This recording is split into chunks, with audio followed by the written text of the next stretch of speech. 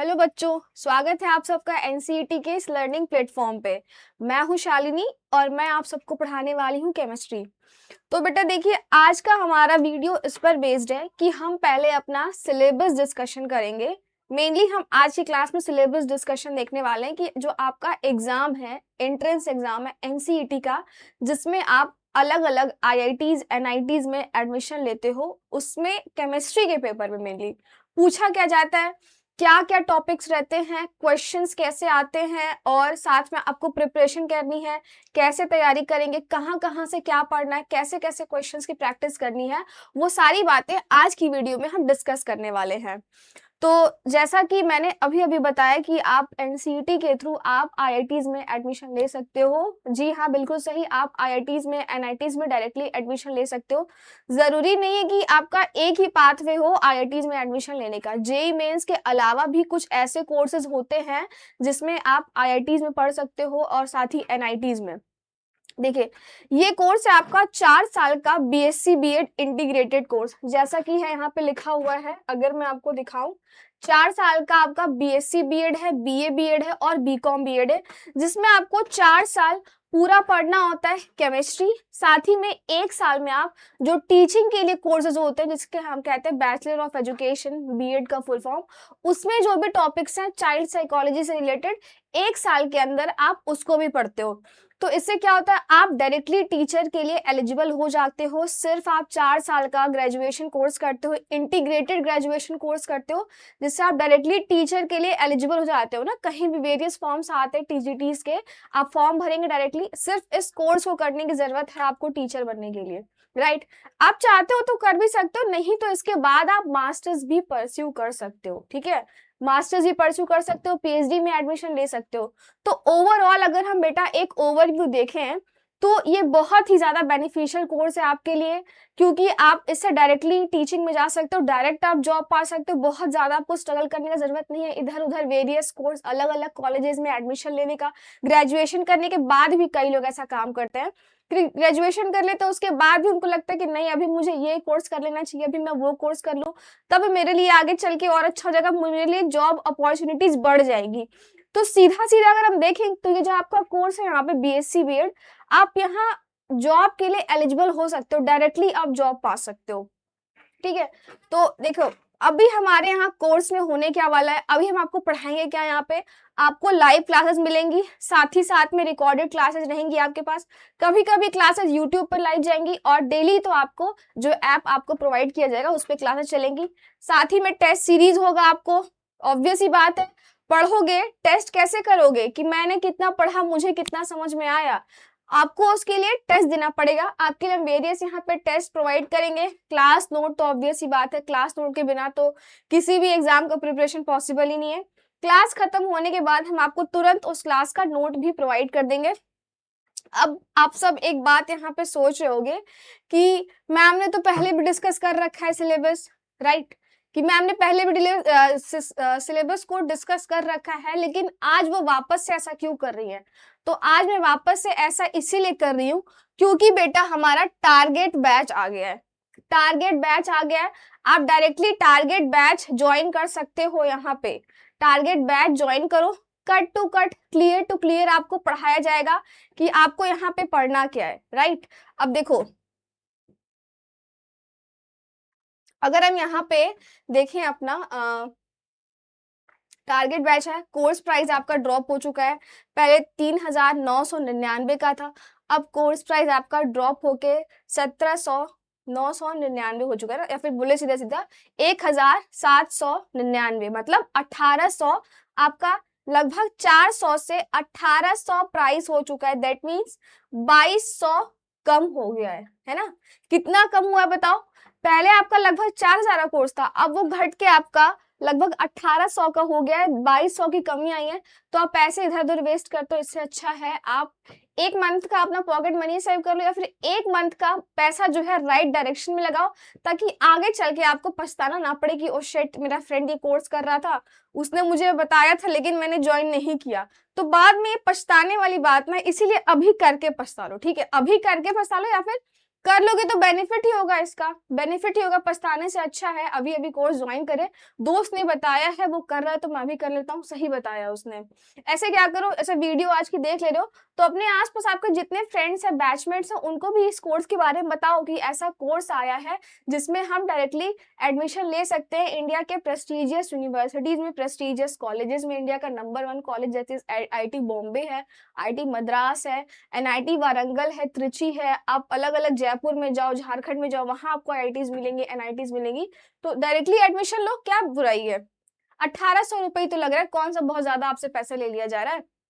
चलो ये सब तो बात की बात है, ये सब हम बाद में देख लेंगे। मेन हमें पढ़ना क्या है, पढ़ना क्या है मतलब कैसे पढ़ना है, पहले भी बताया जा चुका है आप सबको, पहले भी यहाँ बताया जा चुका है कि क्या पैटर्न है आपका पेपर का वही पैटर्न है। 3 घंटे का आपका पेपर रहता है, टोटल 7 सेक्शंस होते हैं, 3 डोमेन होते हैं, 2 लैंग्वेजेस और 1 GAT का और 1 टीचिंग एप्टीट्यूड का। टोटल आपके पास 180 क्वेश्चंस रहते हैं, आपको 161 क्वेश्चंस करने होते हैं, जिसमें से केमिस्ट्री की मैं बात करूं, सिंपल जो मैं पढ़ाऊंगी तो मैं भी उसकी बात कर लूं ना, मैं आपको केमिस्ट्री पढ़ाने वाली हूँ। तो केमिस्ट्री में आपको 28 क्वेश्चंस दिए रहेंगे, जिसमें से कि आपको 25 क्वेश्चंस बेटा करने ही करने हैं। और ये 25 क्वेश्चंस ऐसे वैसे क्वेश्चंस नहीं रहते हैं, इनका प्रॉपर लेवल रहता है। CUET से मैं बोलूँ तो NCET का लेवल थोड़ा सा अप रहता है, क्योंकि नॉर्मल सी बात है, आप इंडिया के प्रेस्टिजियस यूनिवर्सिटीज में एडमिशन लेने जा रहे हो, तो उनका भी एम यही रहता है कि हम बच्चों को छाट के शार्प माइंडेड ब्रेन्स को अपने पास रखें। तो 25 क्वेश्चन जो आपको मिलेंगे ना, इनका लेवल भी अच्छा खासा मिलेगा। सही करोगे 4 नंबर मिलेगा, गलत करोगे -1 हो जाएगा। सिंपल सा ये पेपर पैटर्न है। अब आ जाओ थोड़ा हम अपने पेपर के बारे में डिस्कस करते हैं, केमिस्ट्री में क्या पेपर रहता है। देखो अगर केमिस्ट्री की बात करें तो आप सबको पता है, आप सबने 12th की हुई है। टोटल इसमें 3 सेक्शंस रहते हैं, फिजिकल, इनऑर्गेनिक एंड ऑर्गेनिक। अगर हम स्टार्टिंग से टॉप टू बॉटम चले बाई फॉलोइंग NCERT बुक, तो सबसे पहले फिजिकल रहता है, देन इनऑर्गेनिक रहता है, फिर ऑर्गेनिक रहता है। टोटल इसमें 10 चैप्टर्स रहते हैं आपके, 10 चैप्टर, सिर्फ और सिर्फ 10 चैप्टर, उससे ज्यादा नहीं। 11th 12th का भी बहुत ज्यादा फूक के नहीं पूछता, 11th का नहीं पूछता उसमें कि 11th का भी कॉन्सेप्ट डाल दिया, नहीं, सिर्फ 12th का पूछेगा। 10 चैप्टर रहेंगे, कम चैप्टर है, ध्यान से पढ़ोगे, कंसंट्रेट होके आराम से ये एग्जाम क्रैक कर लोगे। देखो अब यहाँ पे हम सिलेबस की बात करें, जैसा मैंने अभी बताया, टोटल 10 चैप्टर्स आने वाले हैं आपको। टोटल बेटा 10 चैप्टर्स रहेंगे। इसमें क्या रहेगा, 10 चैप्टर्स में 3 चैप्टर तो आपके यहाँ पे रहेंगे फिजिकल के, 3 चैप्टर्स आपको प्रोवाइड किए जाएंगे फिजिकल केमिस्ट्री के, है ना, फिजिकल केमिस्ट्री की, दैट मींस PC, यहाँ फिजिकल केमिस्ट्री लिख लियो, कुछ और नहीं समझना, ठीक है। उसके बाद आपका 2 चैप्टर रहता है यहाँ पे इनऑर्गेनिक से, इनऑर्गेनिक केमिस्ट्री बहुत इजी है। मैं बोलूँ तो फिजिकल और ऑर्गेनिक से मैं कंपेयर करूँ तो मोस्ट इजी आपका इनऑर्गेनिक सेक्शन पड़ता है। सिर्फ 2 ही चैप्टर है, एक बार देख लो ध्यान से, 2 चैप्टर है, कितना आसान रहेगा प्रिपेयर करना। इनऑर्गेनिक रहता है, और जो सबसे ज्यादा वेटेज आपका कैरी करता है बेटा वो है ऑर्गेनिक का। क्यों सबसे ज्यादा वेटेज, क्योंकि यहाँ 5 चैप्टर्स आपके ऑर्गेनिक के रहते हैं। थोड़ा सा और सही लिखते हैं, तैयारी करने जा रहे हैं तो शुरुआत भी अच्छी होनी चाहिए ना। 5 चैप्टर्स बेटा, 5 चैप्टर रहेगा आपका, 5 चैप्टर आपका रहता है ऑर्गेनिक केमिस्ट्री का। बराबर ही रहेगा, किसी से ज्यादा क्वेश्चन किसी से कम क्वेश्चन ऐसे हो सकते हैं, क्योंकि चैप्टर में वेरिएशन है आपके पास, तो ऑब्वियस सी बात है रहेगा यहाँ पे। अब अगर हम बात करें फिजिकल केमिस्ट्री में, इनऑर्गेनिक में और ऑर्गेनिक में, तो फिजिकल केमिस्ट्री में सिर्फ 3 चैप्टर्स पढ़ने हैं आपको, राइट। सिर्फ आपको यहाँ पे बेटा 3 चैप्टर्स पढ़ने हैं फिजिकल केमिस्ट्री में। अब फिजिकल केमिस्ट्री में वो 3 चैप्टर्स हैं कौन कौन से, सिर्फ एनसीईआरटी, सिर्फ एनसीईआरटी। पहला चैप्टर क्या है आपका, सॉल्यूशन। पहला चैप्टर क्या है बेटा आपका फिजिकल केमिस्ट्री में, फिजिकल में आपका पहला चैप्टर है सॉल्यूशन, सॉल्यूशन रहता है। दूसरा चैप्टर आपका रहता है यहाँ पे केमिकल काइनेटिक्स, राइट। एनसीईआरटी का याद करो, एनसीईआरटी में सेकंड चैप्टर तो केमिकल काइनेटिक्स ही है ना। थर्ड चैप्टर आपके पास रहता है इलेक्ट्रोकेमिस्ट्री। थोड़ा सा बड़ा चैप्टर है, कोई बात नहीं, हम पढ़ेंगे ध्यान से, हो जाएगा सब कवर अप। इलेक्ट्रोकेमिस्ट्री। अब हम इनऑर्गेनिक में आते हैं। यहाँ पे इनऑर्गेनिक की बेटा अगर हम बात करें तो इनऑर्गेनिक में क्या है, पहला चैप्टर रहता है आपका D and F block. S P block तो हटा ही दी गई, जैसे आप सबको पहले से पता है, एस और पी ब्लॉक हटा दिया गया है। डी एंड एफ ब्लॉक रहता है यहाँ पे, डी एंड एफ ब्लॉक। दूसरा चैप्टर आपका रहता है कोऑर्डिनेशन कंपाउंड्स। कुछ बच्चे बोलते हैं कि मैम ये चैप्टर बहुत टफ है। टफ इसीलिए है क्योंकि एनसीईआरटी ने बहुत बढ़िया से इस चैप्टर को नहीं बताया, मतलब एक्चुअली बताया नहीं कि हमें चैप्टर पढ़ना क्यों है, क्या रीजन है हमें ये चैप्टर पढ़ने का। अगर आप ओवरऑल देखो ना, मैं आपको सिंपल भाषा में बताऊं, इन सब से ना जितना भी ऑर्गेनिक आएगा, फिजिकल आएगा, इन सबको मिला के देखो तो जब आप ग्रेजुएशन में आओगे आपको most easy chapter coordination compounds लगने वाला है, क्योंकि इसमें क्वेश्चंस ही आते हैं और क्वेश्चंस स्ट्रेट फॉरवर्ड पूछा जाता है। बहुत ज्यादा मिला कर नहीं पूछेंगे कि अच्छा ये बता दो यहाँ से क्या हो गया। जैसे ऑर्गेनिक में क्या होता है ना, रिएजेंट डाल देते हैं, प्रोडक्ट अलग, रिएक्टेंट अलग, हौच पौच हो जाता है, नहीं समझ में आ रहा क्या आएगा। इसमें ऐसा कुछ नहीं है, इसमें आपको सीधा सीधा मिलेगा, मुझे बेटा मैग्नेटिक मूवमेंट बता दो, मुझे कोऑर्डिनेशन नंबर बता दो, क्या फॉलो कर रहा है, कौन सा आइसोमेरिज्म है, कलर का रीजन क्या है, ये सब तो बात की बात है, जब चैप्टर पढ़ेंगे तब देख लेंगे हम। कोऑर्डिनेशन कंपाउंड्स रहता है आपका सिर्फ 2 चैप्टर। और अगर हम बात करें यहाँ पे ऑर्गेनिक की, है ना, ऑर्गेनिक, पेन को क्या होगा, लग रहा है पेन को भी भूत पकड़ लिया। अगर ऑर्गेनिक की बात करें तो ऑर्गेनिक में आपका रहता है पहले हेलोएल्केन्स, हेलोवेरिन्स, है ना, सबसे पहला चैप्टर हेलोएल्केन्स, हेलोवेरिन्स। दूसरा आपका alcohol phenol ether, alcohol phenol and ether, second chapter हो गया। थर्ड चैप्टर बेटा आपका रहता है यहाँ पे aldehyde ketone carboxylic acid, aldehyde. देखो नंबरिंग ऊपर नीचे हो सकती है, मैच कर लेना, तो नंबरिंग तो ऊपर नीचे करवा ही सकती हूँ मैं ना। एल्डिहाइड कीटोन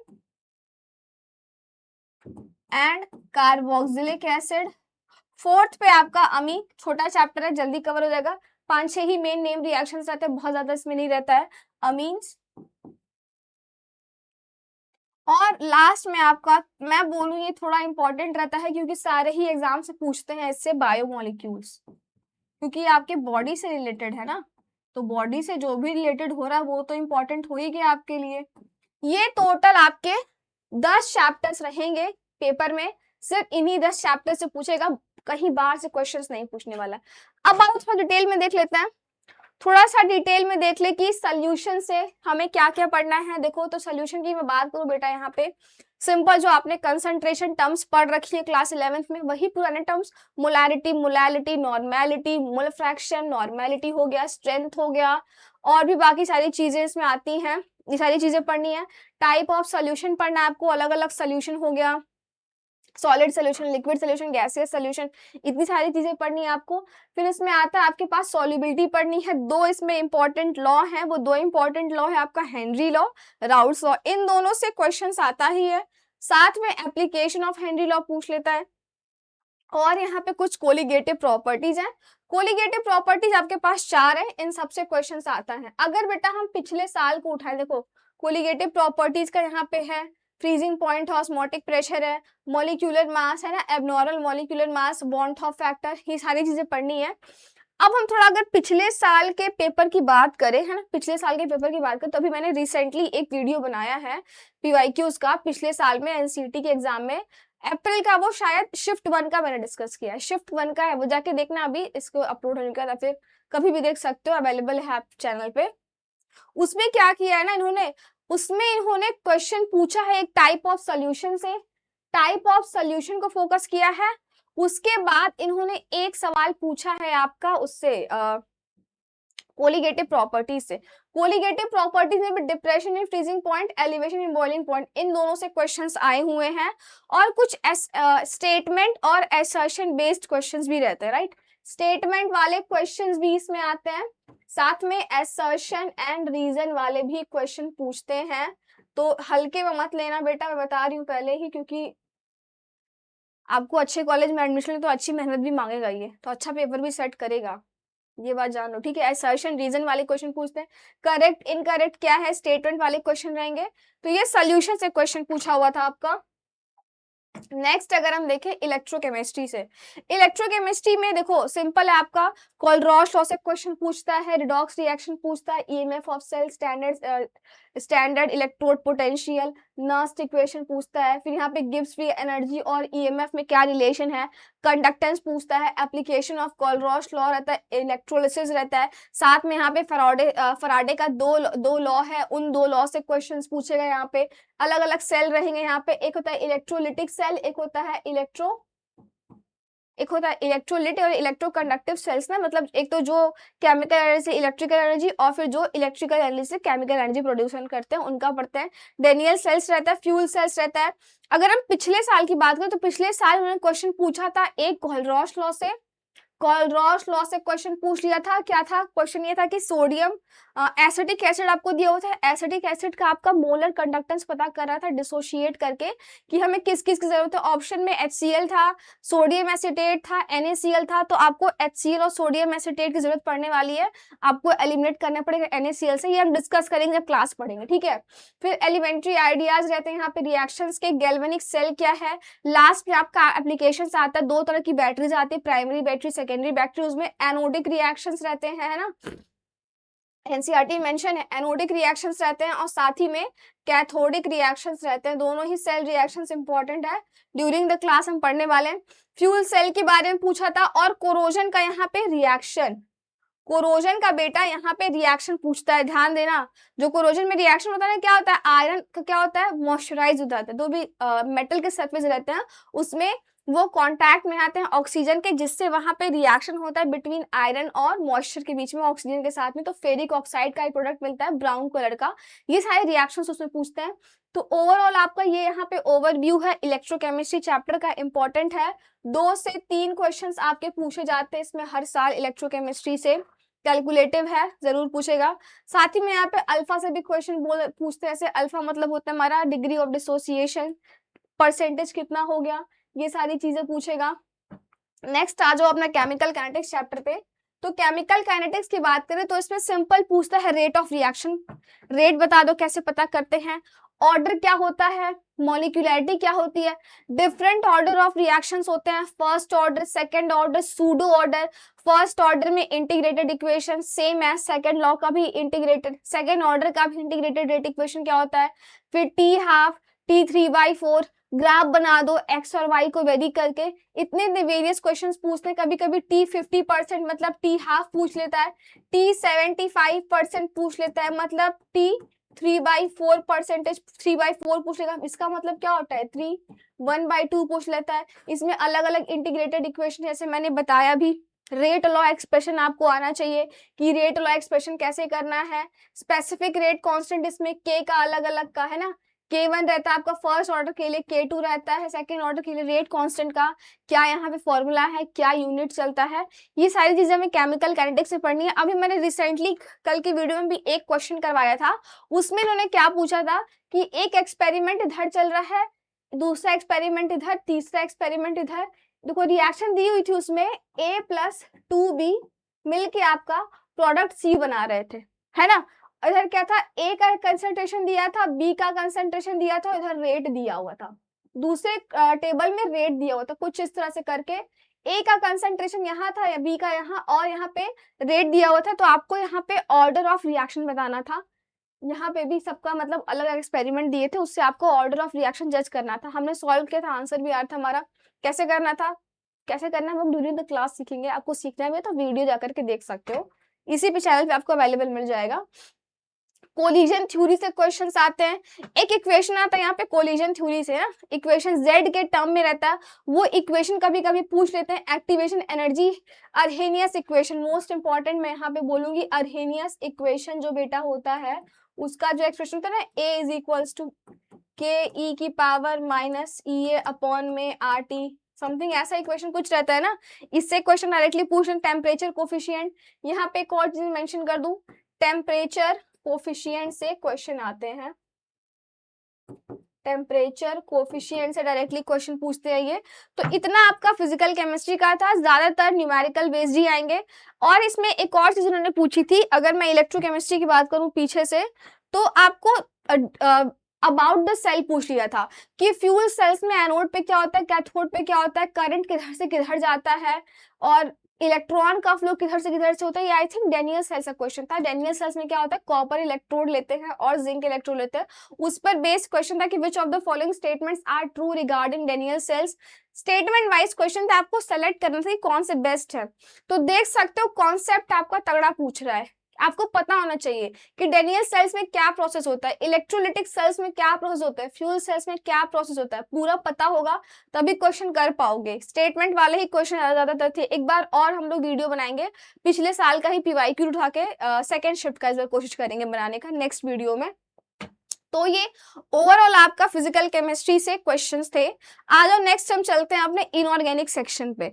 इनऑर्गेनिक सेक्शन की बेटा अगर हम बात करें तो इनऑर्गेनिक सेक्शन में आपका डी और ए ब्लॉक आता है चैप्टर। डी और ए ब्लॉक में मेनली यहाँ पे कॉन्फ़िगरेशन पूछ लेते हैं, जो अलोंग द पीरियोडिक टेबल अलग अलग प्रॉपर्टीज होती हैं, electronegativity, ionisation energy, covalent character, कि कैसे आपका during the top to bottom आने पे, लेफ्ट टू राइट आने पे क्या वेरिएशन आ रहा है, ये सारी चीजें पूछी जाती है। साथ में यहाँ पे इलेक्ट्रॉनिक कॉन्फ़िगरेशन, जैसे मैंने बताया, अलग अलग कैरेक्टरिस्टिक्स क्या है आपका ट्रांजिशन मेटल का। ट्रांजिशन मेटल एक होते हैं इनर ट्रांजिशन मेटल। मेनली आपको देखो कैसा होता है पीरियोडिक टेबल, एस आपका पतला सा होता है, छोट इधर है ना स्टार्टिंग के साइड में, एंड में आपका क्या होता है पी, मिडिल में आपका डी रहता है जो कि प्रॉपर्टी कैरी करता है एस और पी का, इसलिए हम ट्रांजिशन एलिमेंट्स कहते हैं। नीचे आपका एफ है जिसको हम एक्टिनाइड सीरीज कहते हैं। इन दोनों के बारे में आपको पढ़ना है। आगे थोड़ा सा और देख लेते हैं। यहाँ पे मेटेलिक कैरेक्टर पूछता है क्या होता है, properties of the first row transition metals पूछता है, आयनिक रेडियाई, कलर क्या है, कलर का रीजन क्या है हमें कंपाउंड्स में आने का, ठीक है। Catalytic properties, magnetic properties, simple magnetic movement, interstitial compounds क्या होते हैं, फिर इंटरस्टिशियल साइट क्या होती है, एलॉय फॉर्मेशन, कौन सी दो चीजों को मिला के हम एलॉय बनाते हैं। तो ओवरऑल देखो इतनी सारी चीजें, ऑक्सीडेशन स्टेट हो गया, electronic configuration, lanthanide and actinide contraction, ये सारी चीजें पूछी जा रही हैं। अभी पिछले साल इन्होंने पूछा था मैग्नेटिक मूवमेंट, म्यू, म्यू का कैलकुलेशन है ना, म्यू का कैलकुलेशन की बता दो इसका मैग्नेटिक मोमेंट कितना होगा। Strong field weak field ligand से भी क्वेश्चन आए थे, strong field weak field ligand से भी क्वेश्चन आए थे। सॉल्ट जब किसी दूसरे सॉल्ट से रिएक्ट करता है तो एंड प्रोडक्ट क्या आता है, उससे सवाल था। और ऑक्सीडेशन स्टेट पूछा था, कलर का क्या रीजन था। तो इससे टोटल बेटा 4 से 5 क्वेश्चन पिछले साल आए थे कोऑर्डिनेशन कंपाउंड से। सॉरी अभी इससे तो नहीं बोलूंगी, वो तो कोऑर्डिनेशन कंपाउंड्स में है, ठीक है। अभी तो इसमें तो नहीं उतना पूछा गया, कोऑर्डिनेशन कंपाउंड में भी तब बताऊंगी। Strong field weak field ligand वाला क्वेश्चन आपका उसमें आता है कोऑर्डिनेशन कंपाउंड्स में, ठीक है। तो इतनी सारी चीजें आपसे पूछी गई थी डी और एफ ब्लॉक एलिमेंट से। इसमें पूछता है कि हाईएस्ट मेल्टिंग पॉइंट किसका है। मेनली डी ब्लॉक की बात करें, वो सारी बातें जो यहाँ लिखी वो कोऑर्डिनेशन कंपाउंड्स की थी। डी ब्लॉक की बात करें तो यहाँ पे हाईएस्ट मेल्टिंग पॉइंट किसका है, हाईएस्ट एंथैल्पी ऑफ एटमाइजेशन किसका है, हाईएस्ट यहाँ पे मैक्सिमम ऑक्सीडेशन स्टेट कौन सा कंपाउंड शो करता है, मैक्सिमम ऑक्सीडेशन स्टेट कौन सा कंपाउंड शो करता है। इतनी सारी चीजें हमें इससे पूछा गया है डी एंड एफ ब्लॉक से।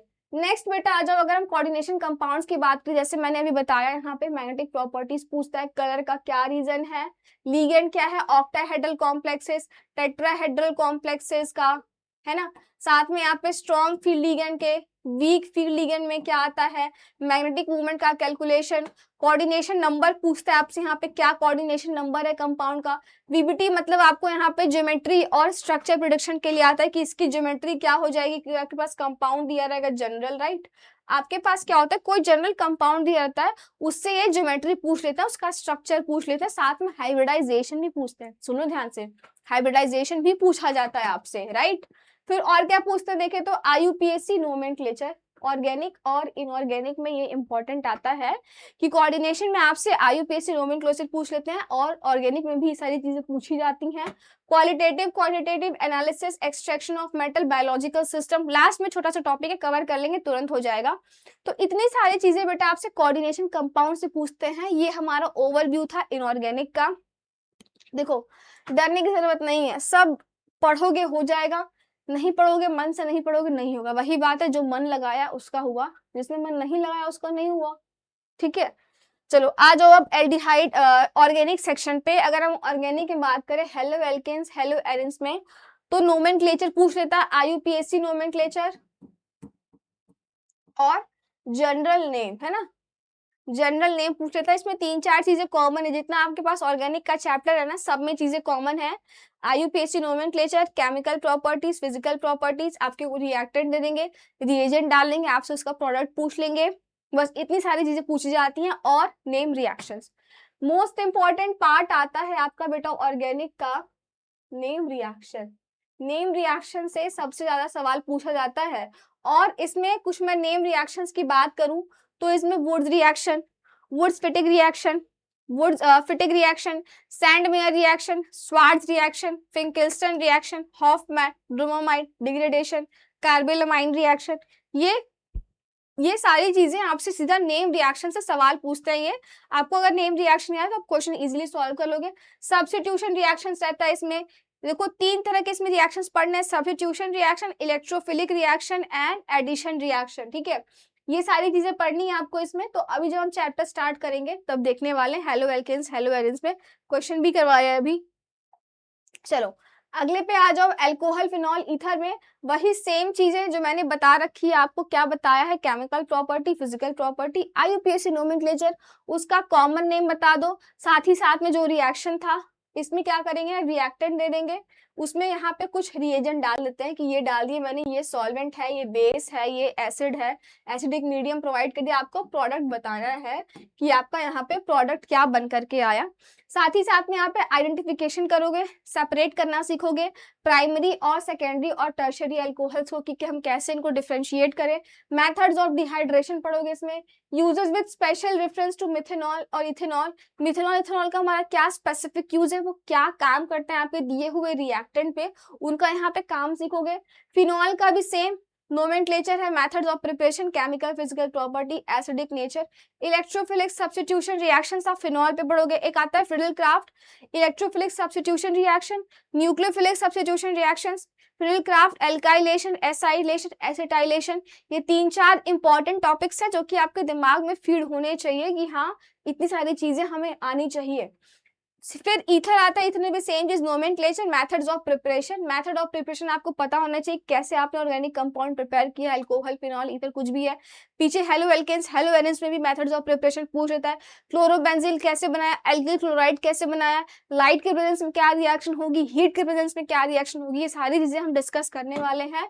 फिर फिजिकल एंड केमिकल प्रॉपर्टीज, और लास्ट में आता है उसका यूज, जो कि आप लास्ट में यूजेस में पढ़ लोगे। फैक्ट बेस्ड क्वेश्चन आएंगे, सिर्फ 1 से 2 क्वेश्चन पूछे जाते हैं सिर्फ। ये ऐसे है कि आप हमेशा सही करके आओगे, इसमें कोई नेगेटिव मार्किंग नहीं होता है, जल्दी किसी का नहीं होता अगर हम बात करें तो।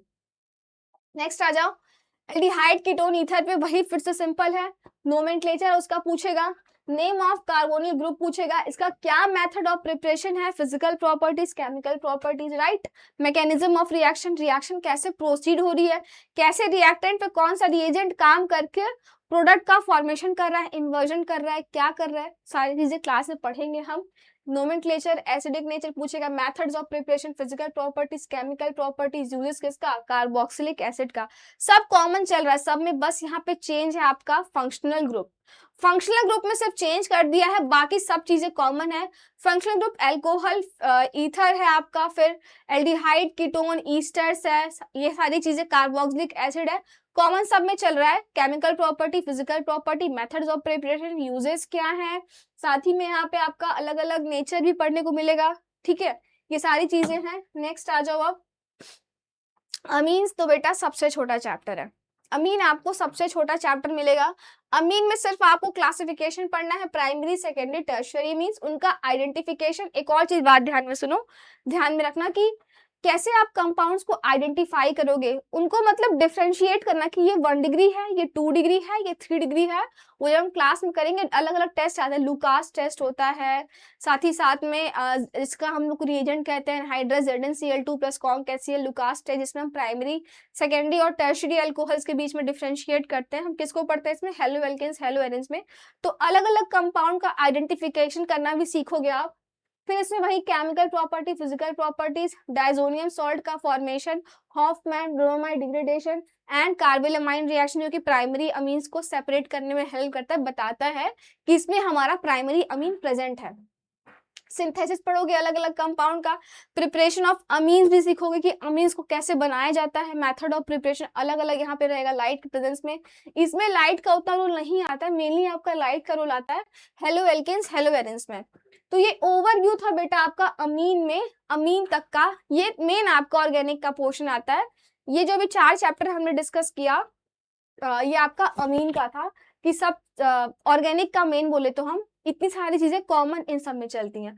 अब लास्ट चैप्टर जो हमारे बायोमोलिक्यूल्स है ना, लास्ट चैप्टर बायोमोलिक्यूल्स, ये थोड़ा सा अलग होता है इन सब चैप्टर से, क्योंकि हमें इनमें अपने बॉडी के अंदर जो पाने वाले एंजाइम्स हैं या फिर एसिड्स हैं, रिएक्शंस है, बॉडी बिल्डिंग में क्या हेल्प कर रहा है उनके बारे में पढ़ना है। क्या क्या पढ़ना है? कार्बोहाइड्रेट पढ़ना है, प्रोटीन पढ़ना है, fat, vitamin, minerals, enzyme, nucleic acid, इतनी सारी चीजें पढ़नी है। क्लासिफिकेशन पढ़ना, कार्बोहाइड्रेट का हमें इसमें बी है, एल है, alpha, beta, glucose, galactose, fructose, sucrose, ये सारी चीजें इसमें आती है। मेथड ऑफ प्रिपरेशन क्या है? हाइड्रोलिसिस करोगे सुक्रोज का, देखो एक इससे सवाल आया था पिछले साल कि हाइड्रोलिसिस करोगे सुक्रोज का, माल्टोज का, लैक्टोज का, तो क्या रहेगा? मैच द फॉलोइंग था, इससे क्वेश्चन आया था बेटा मैचिंग से रिलेटेड, है ना, मैचिंग से रिलेटेड क्वेश्चन आया था इसमें। पीछे भी इससे भी मैचिंग से क्वेश्चन आया था, मिक्स था मतलब हेलो एल्केन्स उठाया था, हेलो एरेंस उठाया था, और एल्डिहाइड, कीटोन, अल्कोहल और अमीन, इन चारों चैप्टर से क्या किया था उन्होंने? मिक्स कर दिया था। इधर रिएक्शंस लिखे थे, रिएजेंट थे, इधर आपके पास कुछ प्रोडक्ट आया हुआ था, आपको मैच करके बताना था कि हमारा कौन सा किस रिएक्शन को बताता है। सैंडमेयर, आई थिंक उसमें सैंडमेयर रिएक्शन था, वुड्स रिएक्शन था, और ईथर का सिंथेसिस था, मतलब विलियमसन सिंथेसिस था आई थिंक, जहां तक मैं सही हूँ। और एक इन्होंने पूछ लिया था वुड रिएक्शन से, डाइजोटाइजेशन रिएक्शन था। तो मैच द फॉलोइंग था, रिएक्शन याद ही कर लोगे, आगे बढ़ जाओगे। वापस आ जाओ, इसमें पेप्टाइड बॉन्ड क्या होता है, अमीनो एसिड्स में, प्रोटीन से पढ़ना है, essential amino acid, non essential amino acid का क्लासिफिकेशन पढ़ना है आपको, क्वालिटेटिव और क्वांटिटेटिव एनालिसिस करना है, यहाँ पे primary, secondary, tertiary structures and quaternary structures of protein पढ़ना है, डीनेचुरेशन ऑफ प्रोटीन पढ़ना है आपको, फिर एंजाइम्स के बारे में पढ़ना है, हार्मोन्स ऑफ एलिमेंट्री आइडियाज, हमारे बॉडी में जो अलग अलग हार्मोन्स हैं, कुछ हार्मोन्स के बारे में पढ़ने हैं आपको। स्ट्रक्चर नहीं पढ़ना आपको, एक बात ध्यान रखना है, स्ट्रक्चर आपको नहीं पढ़ना है, सिर्फ उनके बारे में पता होना चाहिए कि क्या क्या चीजें हैं इसमें। विटामिन के बारे में पढ़ना है, क्लासिफिकेशन, ठीक है, उनके बारे में पता होना चाहिए, विटामिन का अलग अलग क्लासिफिकेशन की बॉडी में हमारा कौन सा विटामिन किस चीज में हेल्प करता है, जैसे सन रेस होता है, vitamin A, B, C, D, B12 होते हैं, क्या उनका काम होता है, उनके बारे में हमें मेनली जानना है कि उनका फंक्शन क्या है, अलग अलग विटामिन का। फिर न्यूक्लिक एसिड है जो कि DNA RNA के बारे में पढ़ना है हमें। तो इतना बेटा ओवरव्यू था आपका बायोमोलिक्यूल चैप्टर का, और साथ ही में आपका यहाँ पे चैप्टर पूरा खत्म हो जाता है। बस इतनी चीजें आती हैं, लेकिन उनका लेवल अच्छा रहता है, बहुत बढ़िया क्वेश्चन पूछते हैं। एक बार पेपर लगाओगे ना, एक बार ऐसे ही पीवाईक्यू उठा लो, नेट से पीवाईक्यू उठाओ और लगा के देखो कि क्या मतलब क्या लेवल है उनका, किस तरह से क्वेश्चन पूछे जाते हैं। अगर नहीं लग रहा है तो मैंने वीडियो भी बना रखी है, एक पिछले साल का ही पेपर था, 28 क्वेश्चन थे टोटल, उसमें जितना क्वेश्चन पूछा केमिस्ट्री से मैंने सब उठा करके सब सॉल्व करवा दिया है। तो जा करके देखो वो वीडियो और पढ़ो, मतलब लगता है कि और जरूरत है अभी तो टारगेट बैच हमारा आ ही रहा है, ज्वाइन कर लो कोर्स को। तो ये आज का हमारा यहाँ पे सिलेबस डिस्कशन था। मिलते हैं हम अपने अगले क्लासेस में, जहां से हमारा फ्रेश स्टार्ट होगा अपना चैप्टर केमिस्ट्री का। चलिए।